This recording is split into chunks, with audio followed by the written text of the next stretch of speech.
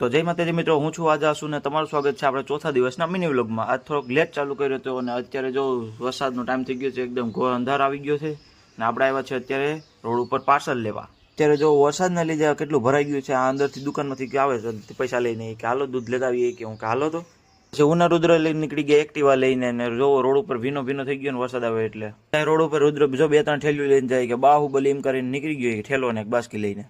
પછી હું કે બાહુબલી કેટલું લઈને દૂધ લેતા જાય, પછી બાહુબલી કરી જાય। હું ત્યાં અડધી કલાક થી રોડ ઉપરથી વાટ જોઈને બેઠો તો પણ હજી આવ્યો નહીં। હું તો માથું ખંજવાળતો થાકી ગયો તો પછી દૂધ લઈને અમે આવ્યા દેણું લેવા। જો દેણું લેવા મોકલ્યો તો ગારામાં પછાડતો આવતો હતો આમથી।